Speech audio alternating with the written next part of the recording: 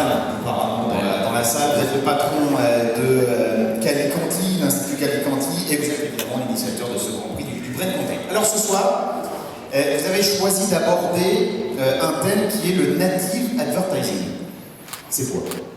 Le native ad, c'est quelque chose dont on parle depuis 2012. C'est une des 20 catégories du Grand Prix du Brain Content. Et cette année, malheureusement, on n'a pas décerné d'or. Et je pense que c'est un sujet où il y a besoin de stimuler la créativité parce qu'il a un très gros potentiel. Et effectivement, et d'ailleurs si on donne quelques chiffres, c'est un marché en plein essor, enfin en tout cas en forte progression.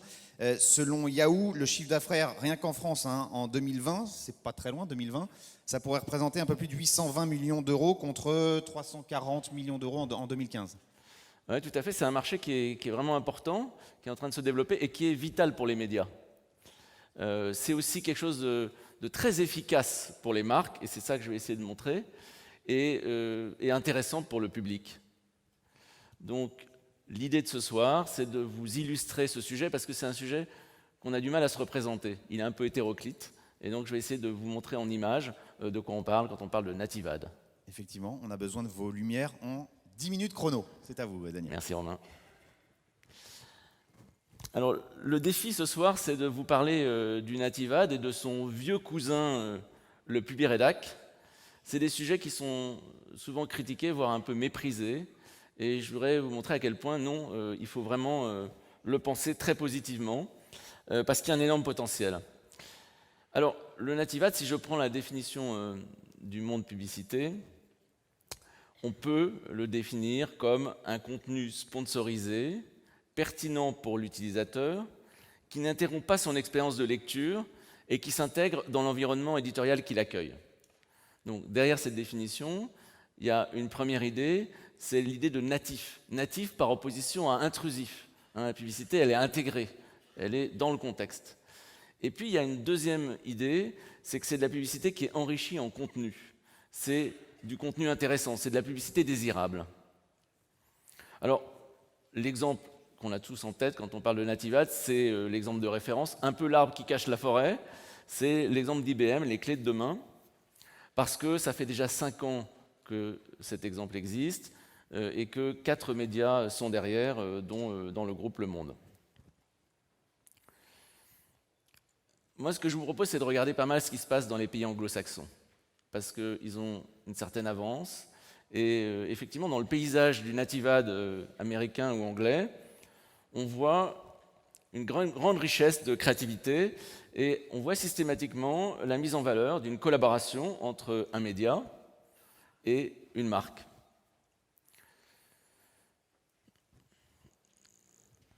Alors, pour comprendre le panorama du native ad, je me suis appuyé sur la typologie de la société Polar. Polar, c'est une société de logiciels qui a distingué 3 grandes familles composant le native ad. Première famille, le sponsoring éditorial. Deuxième, le contenu sur mesure, qu'ils appellent custom content. Et troisième, le brand content diffusé, qu'ils appellent advertiser content. Et pour chacun, on va prendre un exemple. Premier exemple, le sponsoring éditorial. Sponsoring éditorial, vous avez le HuffPost qui a réalisé une campagne de native ad avec un certain nombre d'articles sur le sommeil. Ces articles sont sponsorisés par la société de lits connectés qui s'appelle Sleep Wellness. La présence de la marque se limite à cette petite bannière en haut et à des publicités compagnons. La marque n'intervient absolument pas dans le contenu éditorial. Première famille. Et il y a certains cas, c'est ce qu'on appelle, c'est ce que Polar appelle built if sold. Built if sold, ça veut dire qu'il y a des articles qui sont créés uniquement s'ils sont vendus à des marques. Donc, ensuite, deuxième catégorie, le contenu sur mesure. Là, on a un exemple du Télégraphe, le journal britannique, où une comédienne, Jodie Kidd, nous fait visiter la nouvelle voiture BMW i8, BMW électrique, et c'est une forme de publi-rédactionnel vidéo, avec, comme vous pouvez le constater, une vidéo très vivante, et puis un texte détaillé qui donne plein d'informations techniques sur le modèle de voiture. Donc là, on se rapproche un peu, d'une certaine manière, du public rédactionnel. Troisième grand type de native ad, le brand content diffusé. L'exemple que choisit Polar, c'est l'exemple de la société Palo Alto, qui est une société de cybersécurité, qui a édité un livre blanc, et ce livre blanc est mis en valeur par Business Insider sous forme d'un article de présentation et d'un lien invitant les lecteurs à télécharger le livre blanc. Donc on voit à travers cet exemple le fait que les marques qui ont du contenu disponible peuvent tout à fait s'appuyer sur les médias pour le mettre en valeur, et donc que le native ad, c'est aussi un canal de distribution du brand content. Et effectivement, ça répond à un besoin fort, puisqu'on avait vu lors de l'étude 2014 que la préoccupation numéro 1 des annonceurs à l'égard du contenu, c'est la nécessité que les contenus soient vus et émergent. Et parmi les moyens de faire émerger le contenu, il y a le fait d'échantillonner des extraits du contenu, il y a le fait de créer des bandes annonces, le fait de s'appuyer sur des sociétés comme Ligatus qui créent des inventaires et qui développent de la visibilité, le fait de faire des partenariats médias. Tous ces moyens-là sont essentiels pour renforcer la visibilité des contenus. Alors on va évoquer le vieux cousin, le Publirédac. Parce que le Publirédac, il a beaucoup de points communs avec le native ad. Premier point commun, il est perçu par les lecteurs comme une publicité, comme une communication détaillée et explicative utilisant des procédés journalistiques. Deuxième point commun, le Publirédac est considéré comme le résultat d'une collaboration entre des marques et des médias, sans qu'on sache trop qui fait quoi. Et troisième point commun, le Publirédac est de nature hybride. Il est à la fois publicité et rédactionnel. Et du coup, il comporte des zones de flou. Et ça peut susciter une certaine confusion, une certaine méfiance. Parce que le public est habitué à la publicité, il sait ce que c'est, il la reconnaît tout de suite. Le rédactionnel, il sait parfaitement. Le Publirédac, il y a toute une série de nuances, et ce n'est pas du tout évident de le repérer, encore plus en digital. Parce que, et là je vous montre un mur d'exemples de Publirédac qui date d'à peu près il y a 10 ans, vous voyez bien que le public rédactionnel, il est extrêmement stéréotypé. On le reconnaît quand même relativement bien. Souvent, il y a marqué Publi Information en haut à droite. Il y a un fond qui peut être coloré. C'est un texte qui est relativement morcelé. Il y a pas mal de petites photos qui sont des photos de témoignages ou des photos de démonstration. Et donc, il y avait moins cette difficulté à le repérer, avec un petit défaut qui n'est pas négligeable, c'est que le Publirédac a tendance à faire des entorses avec l'esthétisme et avec le contrat de lecture qui veut que quand même la presse soit un univers beau et esthétisant. Alors, dans les critiques récurrentes à l'égard du Publirédac, il y a le fait, effectivement, que c'est un mode de communication qui est jugé un peu trivial, avec des témoignages pas toujours crédibles. Et j'ai essayé tel produit et j'ai perdu 3 kilos. Une publicité qui peut être un peu une publicité du pauvre, ou en tout cas avec un côté trompeur et cheap. Mais je voudrais surtout insister sur les aspects positifs du public rédactionnel, parce qu'il faut assumer l'héritage du public rédactionnel dans le native. Il y a des choses très positives dans le public rédac, c'est qu'en fait, il resitue le produit au cœur du contexte d'usage. Il donne aux consommateurs des modes d'emploi, il aide à s'approprier les différents produits. Et si je prends cet exemple, qui est un Publirédac sur de l'huile, sur lequel était collé d'ailleurs un échantillon avec un peu d'huile, on voit que ce publi, il explique les ingrédients et les bénéfices, il fournit le mode d'emploi, il donne des trucs et des astuces, il invite à utiliser l'échantillon, à même rechercher des informations complémentaires, il peut inviter à commander, à passer à l'action. En fait, le public rédactionnel, à la différence de la publicité, qui est un objet un peu sacré et un peu contemplatif, qui suscite la contemplation et une certaine passivité, le public rédac est un lieu pragmatique, centré sur le quotidien, le produit et l'expérimentation profane. Autre avantage du public rédactionnel, il s'adapte à tous les secteurs. Par exemple, dans la presse féminine, concernant le secteur de l'automobile, eh bien, il est assez souvent question de l'intérieur de la voiture, du confort. Parfois, on a même des articles sur les appuis-têtes, comment les bébés ont leur tête qui sera bien appuyée et bien installée à l'intérieur de la voiture. Vous voyez ce genre de focus sur la voiture est réservé au public rédactionnel.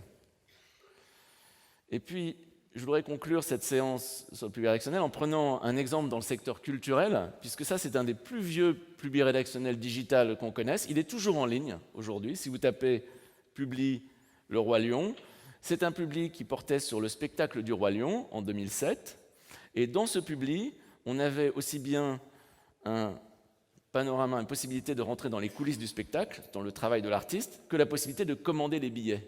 Donc on voit bien ce côté intégration dans les usages, possibilité d'interagir avec, et surtout, quand on l'avait testé en 2007, il avait été extrêmement bien reçu. Les gens avaient l'impression d'avoir accès à un dossier de presse interactif, et ils avaient particulièrement apprécié le fait de pouvoir naviguer entre les différentes vidéos. Alors, on a vu que le Publirédac avait un sacré potentiel en termes d'efficacité pour les marques, était intéressant pour les lecteurs, mais qu'il manquait sans doute un peu de modernité. Et ce qu'on va voir maintenant, c'est que le Nativade constitue certainement une solution pour cette modernisation. Et pour l'illustrer, je voudrais prendre l'exemple du Washington Post et de son brand studio, puisqu'ils ont une équipe dédiée à la création de contenu pour les marques au sein du Washington Post. Eh bien, dans l'argumentaire du Washington Post, ils insistent sur le fait qu'ils sont en mesure de narrer une histoire visuelle, de retenir l'attention, de surprendre et d'émerveiller, de montrer les coulisses, de susciter l'intérêt, d'être subtil, d'apporter une valeur ajoutée, de créer un contenu exclusif, de proposer une mise en contexte. Il y a vraiment de l'ambition dans cette proposition, et ce que je souhaiterais, c'est que l'ambition dans les contenus de native advertising soit de plus en plus élevée. Et pour vous montrer les potentialités, je voudrais l'illustrer par un certain nombre d'exemples issus de l'Angleterre et des États-Unis. Je vais prendre 6 exemples. Premier exemple, GQ a fait une galerie de photos pour la marque Puma avec les photographies des produits portées par l'égérie Usain Bolt. Deuxième exemple, le magazine W du groupe Condé Nast a fait un article sur les parfums Louis Vuitton qui explique le contexte culturel de ces parfums, qui insiste sur la ville de Grasse et qui explique à l'international l'ancrage de ces produits.